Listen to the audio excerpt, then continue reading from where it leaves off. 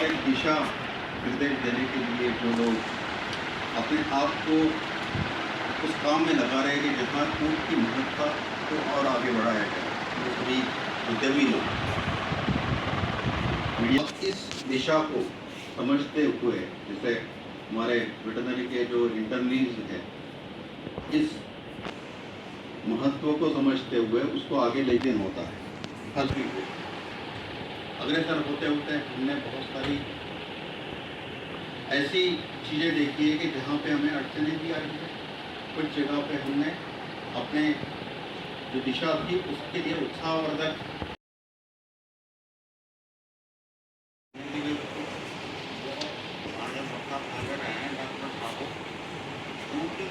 कम क्यों, जिम्मेदार कौन है? या वो जिम्मेदार है? नहीं, इसके लिए हम जिम्मेदार हैं, क्योंकि उनको हमने मेहनत करना शुरू किया। दूसरी बात यह है, जैसे जैसे मैकेनाइजेशन बढ़ा, उनकी उपयोगिता कम होती गई। लेकिन आपने कभी ये चीज सोचा है कि बंगाल से लेके राजस्थान तक बैल खत्म हो गए, लेकिन गायों की उपयोगिता तो कभी नहीं खत्म हुई। इसलिए इसके दूध का इस्तेमाल करें।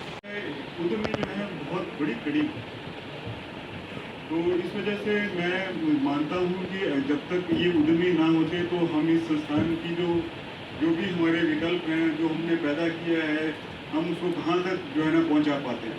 तो इस कड़ी में मैं सबसे पहले जो है, चूँकि इस संस्थान से कई ऐसे लोग जुड़े हुए हैं जो काम कर रहे हैं, तो एक एक करके अपन उस सब्जेक्ट से जुड़े हुए लोगों से को मैं बुलाना चाहूँगा।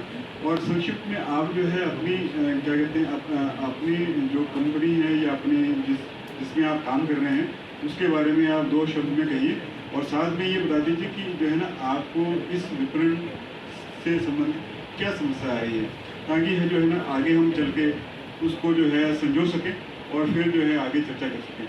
तो मैं शुरू में जो है, क्योंकि एक दूध एक बहुत बड़ा उद्यम है, तो दूध से रिलेटेड जो है ना सबसे पहले मैं बुलाना चाहूँगा, अभी हमारे बीच में हैं जसवंत जी। चैलेंजेस है उसके बारे में मैं बताना चाहता हूँ। उससे पहले मैं अपनी संस्था के बारे में बताता हूँ कि हमारी संस्था 1958 से मिल्क का प्रोक्योरमेंट कर रही है मोदी डेयरी के रूप में, और ब्रांड नेम जिसका हमारा लोटस है।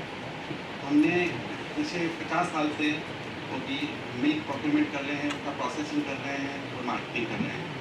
और लेकिन अभी पिछले 2 साल पहले हमारे विदेश महोदय जो मोदी जी थे, अरुण जी मोदी, उन्होंने कहा कि जैसे हमने गोपालकों को का जो रहन सहन का स्तर जो ऊंचा किया है, उसी प्रकार हमें उस ऊँट पालकों का, अन्य जैसे बकरी पालकों का ये है, उनका साथ भी हम चाहते हैं कि उनका भी रहन सहन अच्छा किया जाए, उनको भी डेवलप किया जाए। तो उसके रिगार्डिंग हमने सबसे पहले, जैसे हमें गाय का दूध का पाउडर है, गाय के दूध के उत्पाद बने हुए हैं, वैसे हमने बनाना शुरू किया। तो हमने दूध से और दूध से बने ऊँट के दूध से बने पदार्थों का भी हमने प्रोडक्शन देना शुरू किया। इससे पहले तो सबसे पहले तो हमने उसका प्रोक्योरमेंट किया, तो हमने एनआरसीसी में बात की, तो एनआरसीसी के थ्रू हमें काफ़ी सपोर्ट मिला। तो डॉक्टर MS सावनी साहब, व JP सिंह साहब, व डॉक्टर MK पाटिल साहब, व NCR निदेशक डॉक्टर अटबंधु साहब, व डॉक्टर सावल साहब, व मेहता साहब को मेरा सादर प्रणाम। मैं एक छोटे से दोसा क्षेत्र के भांडारीज गांव का रहने वाला हूं। मेरा नाम नरेश राय का है, सारिका राय का कैबिनेट मिल्क से, और वहीं मेरा प्रोडक्शन है सारा। वहाँ पर रोज़ की रोज़ 130, 140, 150 के समथिंग दूध की सेल होती है। सूरत, बॉम्बे, पूना, हैदराबाद और चेन्नई, एर्नाकुलम, वहाँ आदर्श मिल में जयपुर। मेरा लगभग 700-800 लीटर पर डे का कलेक्शन है। मैं इस जाति से, हमारा इस जाति से जन्म से रिश्ता है, और अभी 700-800 लीटर का कलेक्शन है पर डे का। लेकिन दूध जो है वो हमारा प्राइवेट डेयरियों में, सरस में ऐसे दूध आ रहा है। बाकी का 80-90 लीटर दूध बाहर भी भेजते हैं पैकिंग करके। और अभी थोड़ी समस्या ये आ रही है कि जो डॉक्टर हैं उनको फ़ोन करते हैं तो वो भी आते नहीं है टाइम पे, पालक के बहुत समस्या आती है। दवाइयों के लिए बोलते हैं तो ये बोलते हैं कि आगे से ही नहीं आ रही है। मेन समस्या तो ये ज़्यादा आ रही है। डॉक्टर कभी भी फ़ोन करते हैं तो कभी भी नहीं आती है। तो जैसे जंगलों में भी अभी सब जगह बंद कर रखे हैं। ये ज़्यादा समस्या है। यूँ तो मैं मैंने देखा मेरे जो भी जो बिजनेस के लिए है, काफ़ी पुराने हैं, काफ़ी टाइम से ये काम कर रहे हैं, सभी इनको जानते हैं। मैं फर्स्ट टाइम आया हूँ और मेरे एक फ्रेंड है यहीं के बीकानेर के, उनसे मैंने ये चीज़ राय ली थी। उन्होंने मुझे बताया था कि जोधपुर में अभी तक कैमल मिल्क के लिए ऐसा कुछ करो, ये बिजनेस आप कर सकते हो। तो मैंने उन्हीं से राय लेके कुछ आसपास के लोगों से दूध कलेक्शन स्टार्ट किया। मेरे वहाँ पे जो रायका बेका है उनसे स्टार्ट किया मैंने, और मैं उनको जोधपुर में मेरे आसपास में अभी जहाँ पर मैं मेरा रेजिडेंस है वहीं पे एक दो छोटे मोटे कह सकते हैं जो डेयरी है या सरस वाले हैं, तो मैं उनको सप्लाई करता हूँ। और कुछ मैंने मेडिकल पे भी संपर्क किया। मैंने मेरे मतलब एक्चुअली मेरी सिस्टर डॉक्टर है, तो मैंने उन्हीं के मतलब ऐसे मैंने जब मेडिकल वालों से सीधी जाके बात की तो उन्होंने ये मुझे बताया कि यहाँ पे ये चीज़ नहीं चलने वाली, इसकी कोई पब्लिसिटी नहीं है, कोई नहीं जानता, तो सीधा हम लेने से कोई फ़ायदा नहीं है।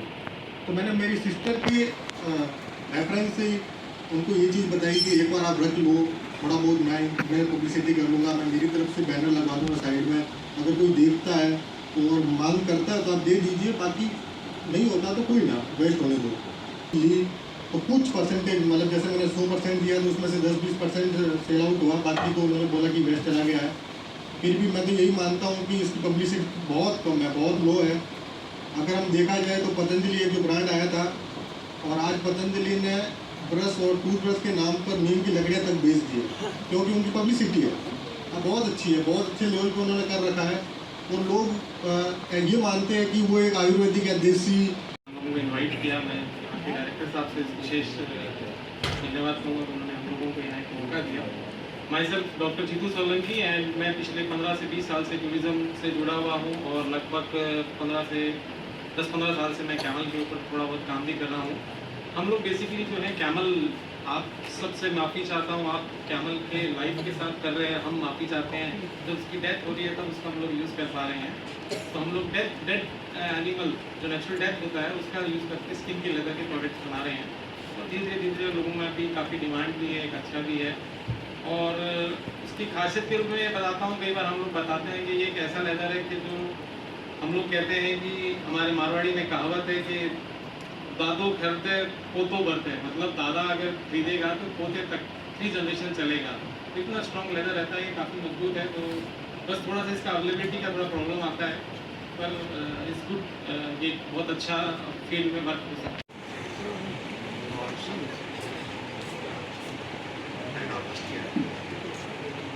मेरे को साउथ साहब का एजुकेशन है,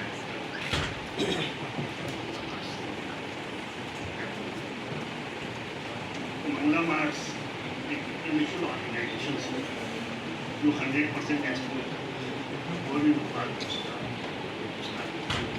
सारा का सारा एक्सपोर्ट, और फैशन इंडस्ट्री में one of the top 10। Doctor DP Singh साहब, डॉक्टर पाटिल साहब, हमारे साथी और केंद्र के निदेशक साहू साहब, सावत साहब, बाकी सारे साथी और जितने भी आज पधारे, सबसे पहले तो केंद्र का स्थापना दिवस है, इसलिए सबको हार्दिक बधाई और शुभकामनाएं। बहुत ही अच्छा दिन है, लेकिन हम बहुत ज़्यादा सीरियस होकर ये चीज़ें सुन रहे हैं। मेरे ख्याल से थोड़ा सा उल्लास होना चाहिए। इतना हम लोग प्रयास कर रहे हैं, सफलता मिलेगी, इसमें कोई संदेह नहीं है। और आज जब इस परिदृश्य को देखता हूँ तो न जाने कितनी चीज़ें याद आती। जहाँ से शुरू हुआ वो सरस्वती की तस्वीर, उनमें से हमारे विभाग की एक यादगार है, हमारी आज भी याद है मुझे। और जब ये तस्वीर देखता हूँ तो इसमें भी जो वो लड़की है, पाटिल साहब गवाह है कि उसको हमने पहली बार एक नोटबुक के पीछे छापा था, जब एक कार्यक्रम चालू किया था। और भी कई हिस्टोरिक चीज़ें हैं जो जहन में आती है। और जो रायका भाई साहब आप जब बोल रहे थे,